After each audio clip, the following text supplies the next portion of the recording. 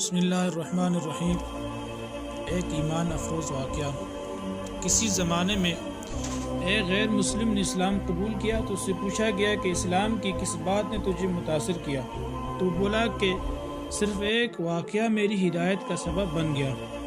کہنے لگا کہ مجلس رسول اللہ صلی اللہ علیہ وسلم لگی ہوئی تھی، لوگوں کا ہجوم تھا۔ ایک شخص نے عرض کیا، حضور میرے لیے دعا کریں، میرا بچہ کئی دنوں سے مل نہیں رہا۔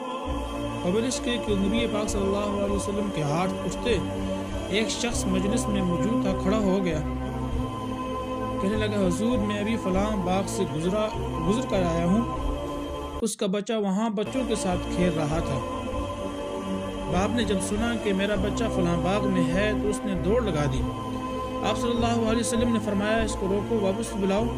اس نے کہا، حضور آپ جانتے ہیں کہ ایک باپ کے جذبات کیا ہوتے ہیں۔ نبی پاک صلی اللہ علیہ وسلم نے فرمایا، اچھی طرح سے آگاہ ہوں، لیکن تم نے بلایا ہے، بلانے کا بھی ایک مقصد ہے۔ اس نے کہا، جی حضور ارشاد فرمائے۔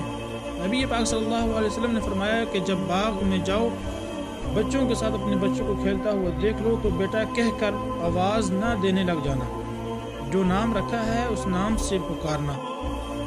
کہنے لگا، حضور میرا بیٹا ہے، اگر میں اپنا بیٹا کہہ کر بلاؤں تو اس میں حرج کیا ہے؟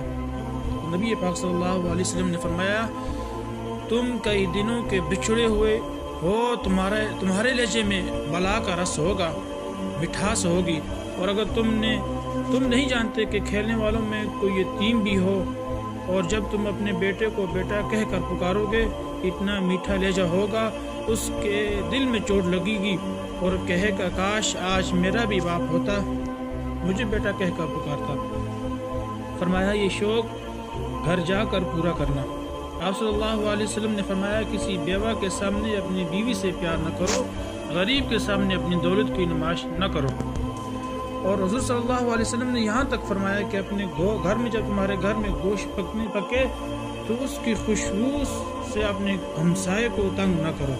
تو اس غیر مسلم نے کہا کہ حضور صلی اللہ علیہ وسلم کے اس واقعے نے کہ کسی یتیم کے سامنے اپنے بیٹے کو بیٹا کہہ کر نہ پکارو، اس نے مجھے بتایا کہ اسلام کیا ہے۔